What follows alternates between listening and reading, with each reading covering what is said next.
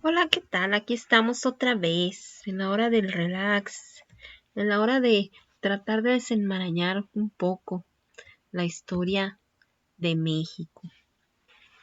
Bueno, nos habíamos quedado en que finalmente concluyó la revolución y entonces, por lo tanto, vamos a hablar ahora de los años posrevolucionarios. ¿Ok? Bueno, pero recuerden que estamos viendo todo este análisis de la historia de México, lo estamos viendo bajo el hilo conductor, digamos, bajo el proceso de larga duración de construcción del Estado mexicano. Entonces, platicábamos que durante el porfirismo, por primera vez, Porfirio Díaz había logrado someter a lograr la paz porfiriana, sometiendo a las fuerzas militares y había consolidado un grupo de capitales, había generado relaciones con el capital extranjero y había generado capitales locales que empezaron a hacer que la economía empezara a fluir. Pero todavía no hablamos, en este proceso de construcción del Estado Nacional, todavía no hablamos al 100% de su consolidación como un Estado moderno. ¿Por qué? Porque los estados modernos no, no pueden girar en torno a una sola persona. Recordemos que todo giraba en torno a Porfirio Díaz. Esto es, si estaban sometidos los caciques es porque habían ha hecho alguna negociación con Porfirio Díaz o porque habían sido sometidos por Porfirio Díaz, porque le temían a Porfirio Díaz. Y los emprendedores y el capital confiaban en la mano dura de Porfirio Díaz. Lo que le hace falta al Estado mexicano para consolidarse como un Estado moderno es poder tener unas instituciones lo suficientemente fuertes que sobrevivan a cualquier personaje local, que estén más allá de cualquier personaje local. De hecho, el capitalismo como sistema económico nos va a traer también, nos va a vender toda una ideología. Así como la Iglesia Católica controlaba diciendo que te ibas a ir al infierno, que te ibas a ir al cielo, así el capitalismo nos trajo unos nuevos fantasmas, digamos, a los cuales seguir. Y estos son, por ejemplo, la idea de la democracia, la idea de la libertad y después la idea de los derechos humanos y la idea de los derechos humanos, ¿no? Ahora, ¿qué es lo que pasa aquí? Que así como durante la Edad Media el poder estaba legitimado por el cielo, por la Iglesia Católica, porque Dios le había dado ese poder a esa familia real. Así, ahora en el capitalismo, necesitamos saber quién diablos va a legitimar el poder del presidente. Y en este caso, o de la institución más bien, porque no es tanto al presidente, es a la presidencia. ¿Ok? Entonces, ¿quién legitima a esa institución llamada Estado y que está gobernada por este presidente? ¿Quién lo legitima? Pues lo legitima la famosa democracia. ¿Ok? Ahora ya no es sangre azul, ahora es la democracia, es el voto. Aunque en lo personal pienso que es una total utopía creer que se puede obtener la democracia, que podemos tener la opinión razonada de cada uno de los habitantes de un país, por ejemplo, por una parte, y por otra parte también es una tontería pensar que la opinión de la mayoría es la mejor opinión, ¿no?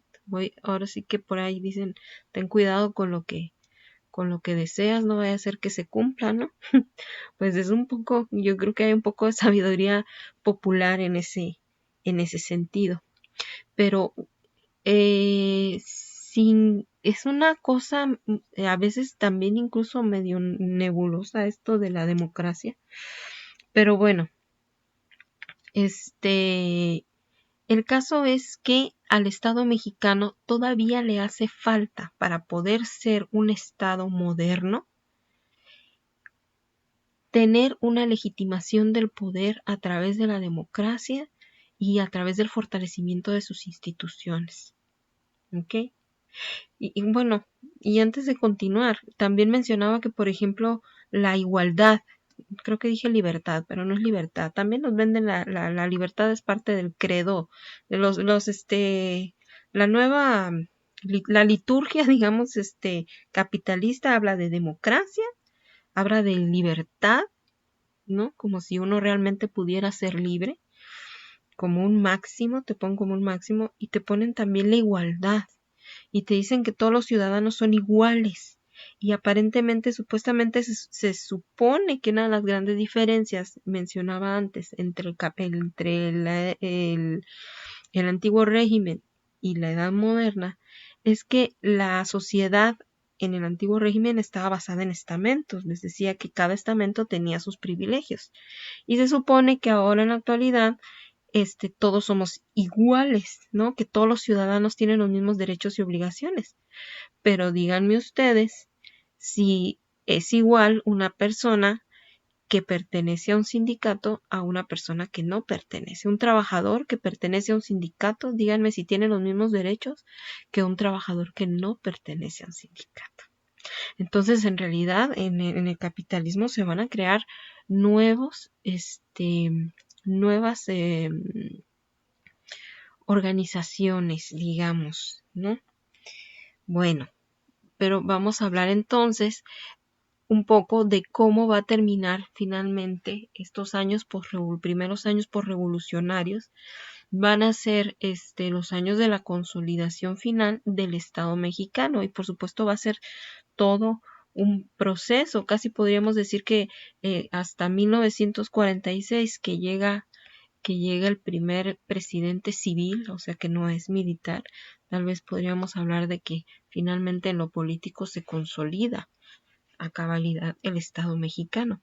Y va a ser una genialidad, por eso es uno de los casos más estudiados en el mundo, el caso del sistema político mexicano, porque va a ser tremendamente eficiente. Así como en muchos países de Latinoamérica hubo golpes de Estado o regímenes militares, aquí en México no se dio, y fue gracias en mucho a el genio finalmente de los primeros. No puede uno dejar de admirar sus capacidades, más allá de si estás o no estás de acuerdo con lo que hayan hecho. Bueno, entonces, mírenlos nomás, no me aguanté las ganas, tan guapos ellos. Aquí están nuestros presidentes, desde Carranza hasta nuestro actual flamante presidente de la República. Miren, si se fijan, le puse rojito a Calles porque él en realidad va a gobernar. Su periodo presidencial fue de 4 años, del 24 al 28. Pero hay un periodo de la historia que se conoce como maximato, que en realidad no va hasta el 34. Podríamos casi que extenderlo hasta el 35-36, porque los primeros años del gobierno de Cárdenas todavía la presencia de Calles fue muy fuerte. Pero por lo menos estos 10 años, bueno, y hay que decir que los primeros años de Calles, los primeros 4, tuvo la fuerte influencia de Obregón también sobre sus hombros, y no era una cosa sencilla. Entonces, otra cosa que quiero mencionar es que a Cárdenas también le puse un color diferente, porque si se fijan, es el primero que va a tener periodo de gobierno de 6 años. A partir de Cárdenas, de hecho, se empieza también el plan sexenal. Ya ven que se supone que cada presidente tiene que tener un plan Pinky para conquistar al mundo, y le llaman el plan sexenal. Entonces, es el primer plan sexenal y el primer periodo de 6 años. Luego puse en verdecito a Miguel Alemán porque es el cachorrazo de la revolución. El cachorro de la revolución es el primer licenciado. Dígame licenciado. de los presidentes, todos los demás son generales de la revolución, ¿ok? Y si se fijan, aquí puse bueno, puse en azul a los panistas y en amarillito al buen presidente actual. Si se fijan, también puse aquí esta como resquebrajadura. Y también, de hecho, si se fijan, a partir de aquí puse a color a los presidentes. Esto es porque a partir de Miguel de la Madrid va a cambiar el modelo económico. Vamos a inaugurar aquí el neoliberalismo y va a implicar una serie de reformas económicas, por supuesto, pero también políticas y sociales muy importantes que de hecho desembocan en la salida del PRI de la presidencia. Otra cosa que quiero hacer notar son las expresiones de los presidentes. Tampoco es Salazar que haya puesto a Fox, ¿no?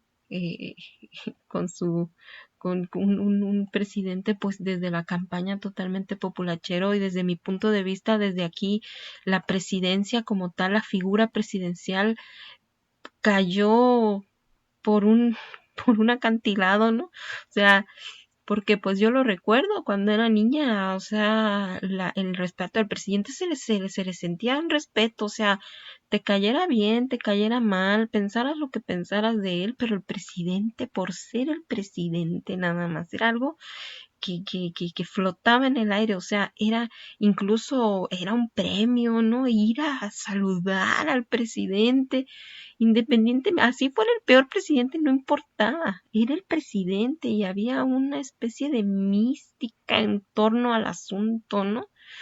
A partir de Vicente Fox esto se va, le digo, al acantilado, por no decir a otro lugar más feo, ¿no? Un presidente que verdaderamente desde la campaña política pues fue pues un circo, ¿no? Y de ahí para el Real, a Calderón pues no lo sacaban de bebedor, de borracho. A Peña Nieto le hicieron una impresionante, tal vez la campaña de desprestigio más impresionante que jamás haya visto yo en mi cortísima vida, es la que le hicieron a Peña Nieto. Más allá de que, y vuelvo a esto, no se trata de decir si es cierto o no, si se lo merecen o no. La cuestión es que es algo que no se hubiera visto en años anteriores, así alguno de ellos hubiera tomado, así de alguno de ellos hubiera sido corto de ideas o falto de educación, nadie se hubiera atrevido a decir nada en contra del presidente. Entonces, y bueno, ¿y qué les digo de los abrazos y no balazos, no? Los mismos, ahora también es mucho fomentado por el mismo, ¿no? Por el mismo presidente, o sea, eso es lo curioso, que los que empiezan con este circo son ellos mismos, los presidentes, los que empiezan a tener actitudes que no van con su investidura, ¿no? Y pues no sé si es una cosa populachera o qué, creen que es una gracia. Pues no lo sé, yo no soy nadie para andar juzgando, ¿verdad? Y menos al presidente de la República, Dios me libre. Bueno, lo que sí quiero comentar es que voy a dividir para la cuestión del análisis, es difícil hacer los cortes. Entonces decidí finalmente que de Carranza a López Portillo vamos a ver en general lo más importante de la política y de los movimientos sociales, y vamos a ver también los modelos económicos. Y después veremos la política y el modelo económico de la Madrid hasta López Obrador. Obviamente todo siempre así, un análisis muy general, no se emocionen tanto. Bueno, pues entonces ya estuvo bueno de opiniones. Vamos a hablar. Ok, a ver. Entonces tenemos al pobre Carranza. Pobre digo yo porque se me hace que en esa época la presidencia de la República era algo así como la rifa al tigre, sinceramente. Tenemos a este pobre Carranza, digamos, que se queda con el tigre, que se queda con la presidencia de la República, pero que se queda con un montón con unos broncones encima también, ¿ok? En lo económico y en lo político. En lo económico en general, ¿cuál era la situación? Era tratar de colocar a México al sistema capitalista, o sea que como país tuviera la capacidad de competir con otros países. Y para poder lograr eso tenía que industrializarse. Ese era el primer objetivo básico, ¿no?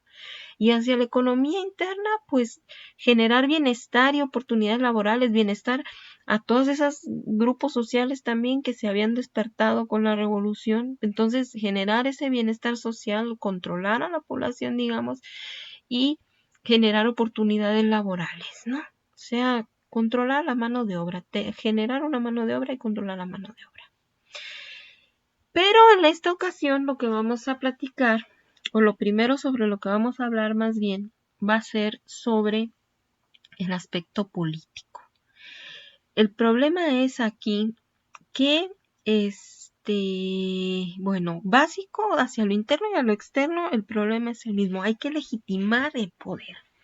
¿Cómo lo hacemos? Ahora, ¿quién legitima el poder? Porfirio Díaz no necesitaba que le legitimaran, o sea, él se lo ganó a pulso. Pero de ahora en adelante, ¿cómo le hacemos? ¿No? Sobre todo porque la situación del país estaba súper complicada. O sea, igual que lo mismo que se vino a encontrar Porfirio Díaz, porque en cuanto desaparece Porfirio Díaz, vuelven a resurgir todos estos caciques. Recuerden que desde la colonia y en mucho debido a la geografía del país, que les digo que no tenía casi comunicaciones internas debido en buena parte a que pues está tapizado por una sierra.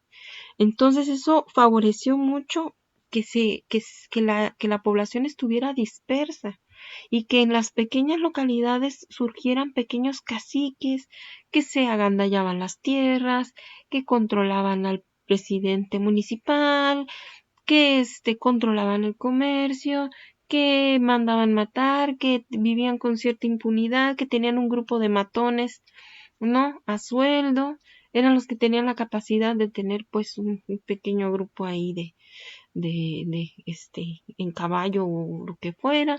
Entonces, y esto les digo que venía desde la época de la colonia, ¿ok? Entonces esto se va a recrudecer, después de la revolución, porque mucha gente dejó las armas y y se fue, dejó las armas. Dejó la tierra, dejó la labor de la tierra, se convirtieron en soldados de la revolución. Esas tierras, pues, fueron abandonadas y estas personas empezaron a vivir de ser revolucionarios, ¿ok? Ahorita voy a hablar más sobre eso. Pero también en lo interno va a estar esta situación de los obreros, los campesinos, las clases medias, que finalmente, gracias al llamado de Madero, pues explotaron en demandas y ahora se habían convertido también en un foco de desestabilidad política hacia lo interno. Bueno, entonces tenemos pues que Carranza en realidad no va a lograr controlar amplias zonas del país debido a la existencia de los caudillos, estos caudillos de la revolución, ¿ok?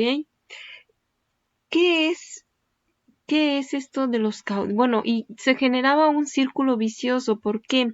Porque si tú querías controlar a los militares necesitabas dinero. Les digo que era gente que eran campesinos que dejaron sus tierras y se fueron a la bola. Entonces ya dependían económicamente de su participación en la milicia. Pero el gobierno pues no tenía dinero, obviamente, suficiente como muchas veces para pagarles a los militares. Pero, ¿qué era lo que pasaba?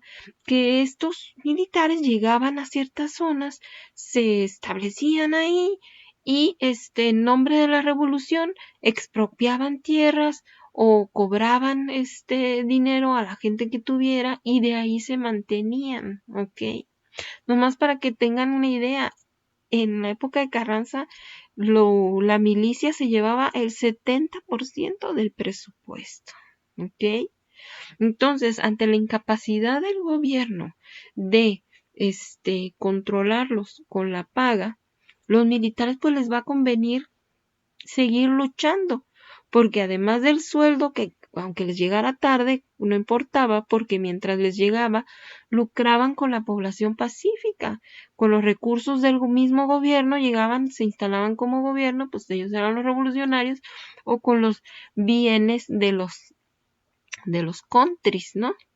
Entonces incautaban los bienes de los que estaban en contra de la revolución, cobraban impuestos a nombre de la revolución, ¿ok? Y pues de esta manera se mantenían. Entonces era un problema y un problema gordo el que tenían el presidente específicamente desde Carranza, y van a tardar un ratito en finalmente terminar de someter a los militares. Ahora, ¿quiénes son estos caudillos? Bueno, pues estos caudillos son líderes que surgen de la revolución porque se destacaron como líderes militares, digamos, que tienen carisma, normalmente son carismáticos, tienen poder de arrastre y y tienen genio político, y empiezan a crear una red de seguidores a quienes tienen ahí a cambio de favores o de prebendas, ¿ok? Entonces llegan, controlan la economía local y la distribuyen de cierta manera entre su ejército. Por supuesto que pues el que parte y comparte, ¿verdad? Y van entonces, se genera ahí un vicio y empiezan a tratar a la política como una especie de empresa económica.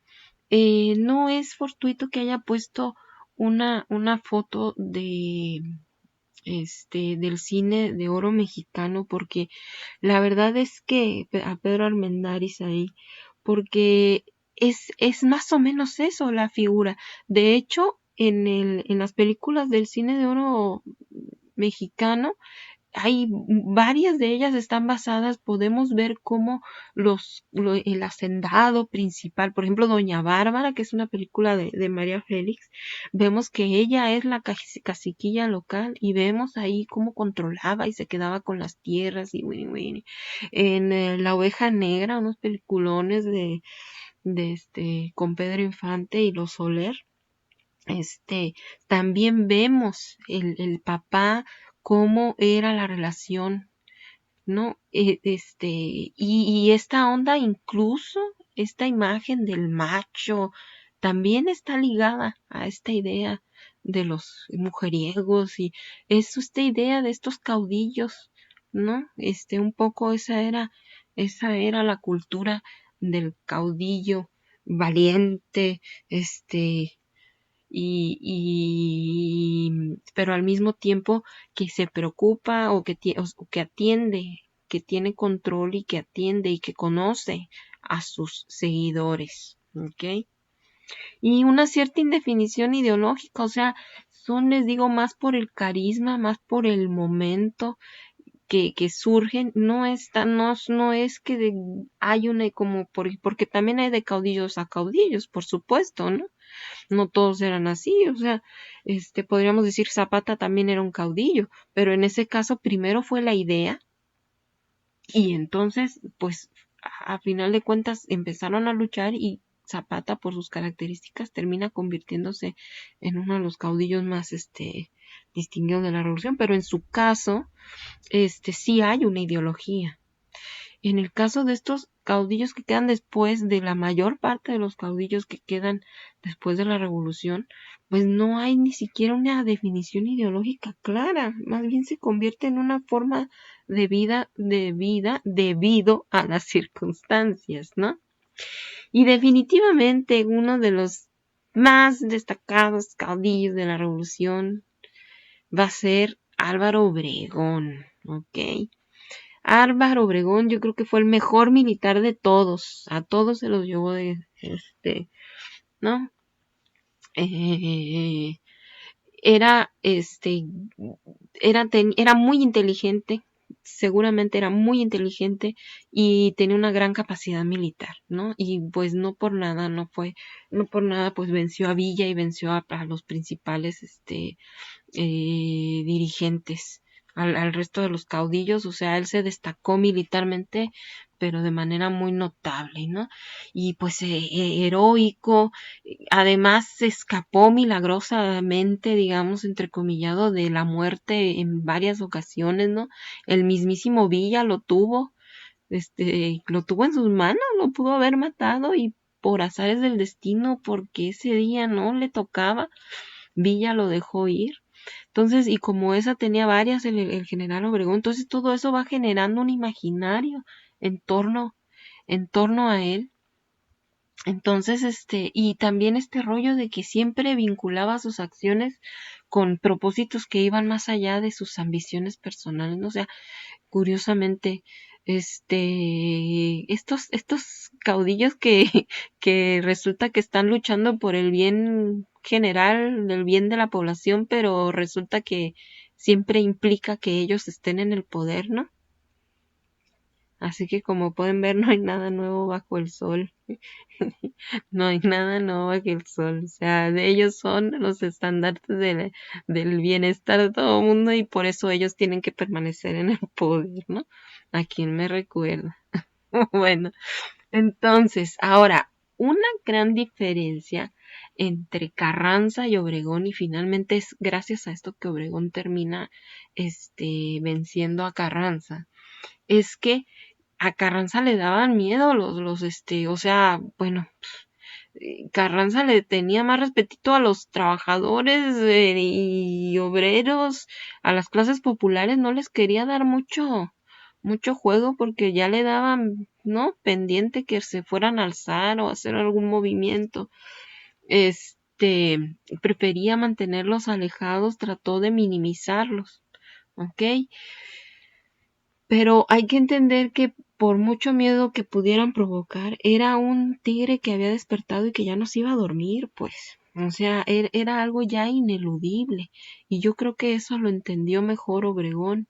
Así que Obregón, lejos de querer cerrar los ojos o de cerrarles las puertas, Obregón va a cultivar la relación con los sindicatos con los obreros y con los campesinos, ¿ok? Carranza, de hecho ya no quería que fuera un militar quien lo sucediera, pero la verdad es que faltaba mucho todavía, les digo, estamos en el 20, hasta el 46 se va a lograr que no sea un militar. ¿Okay? Estaba demasiado fuerte el grupo militar como para lograr que aceptaran que Carranza pusiera a un civil en la presidencia. Así que cuando trató de hacerlo, pues Obregón se va a levantar en armas y pues va a acabar, ¿no? Pero bueno, ahorita hablamos de eso. Entonces, vamos a ver pues que Obregón pudo imponer su autoridad debido a que era el jefe militar de mayor prestigio. O sea, su poder, la legitimidad de su poder le venía de sus hazañas militares, ¿no? Entonces todavía más bien es un caudillo, es su carisma y su carácter de caudillo lo que le da el poder político que va a tener, ¿ok? Sus relaciones pues con obreros, con campesinos. Ahora, su sucesor va a ser Calles y Calles siempre va a tener encima la figura de Obregón, o sea que en parte el poder de Calles todavía está alimentado de la figura de Obregón, del apoyo y del prestigio de Obregón. Pero Calles ya va a empezar, vamos a ver cómo finalmente Calles se va a deshacer de Obregón, pero Calles va a saber coordinar, va a empezar a generar otro tipo de relaciones con los militares y con los grupos de poder para empezar a fortalecer también su poder. ¿Ok? Bueno, entonces, tenemos pues que la sucesión de Carranza hacia Obregón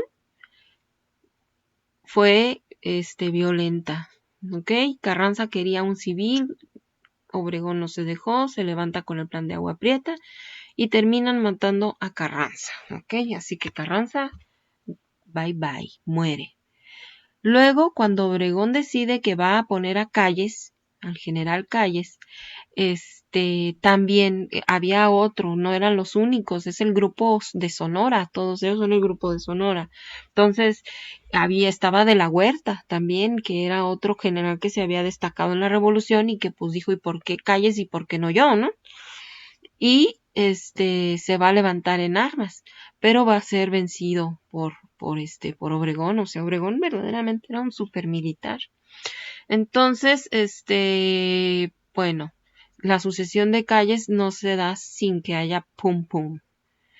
Bueno, luego, después de Calles, en el 28, se reelige Obregón. O sea, líder carismático, ¿no? Vemos esto de, yo soy lo mejor para ustedes. Entonces, lo mejor para ustedes implica que yo tenga el poder. Entonces, finalmente igualito que Porfirio Díaz, porque Porfirio Díaz, acuérdense que así dijo, o sea, primero se quedó en la presidencia y luego estuvo 4 años, se lo dio a su compadre y luego se religió con el pretexto de que una reelección, pero no inmediata. Así que Obregón aplicó la misma y se religió. En el 28 era el presidente electo, pero pues no le duró nadita de nada, porque estaba él celebrando la reelección, de hecho estaba en la comilona de la celebración, cuando llega un individuo que, bueno, y lo mata a quemarropa, ¿ok? Que se dice que era de los cristeros, porque, bueno, había problemas ahí con el grupo de los religiosos, y que se dice también muchos, ¿no? Que en realidad fue el presidente Calles, ¿no? La gente dicen que decían, ¿quién mató a Obregón? Calles, ¿no? Cállese, no diga quién mató a Obregón. Entonces, bueno, como obviamente no se va a esclarecer al 100, pero la cosa es que a Obregón le dan chicharrón.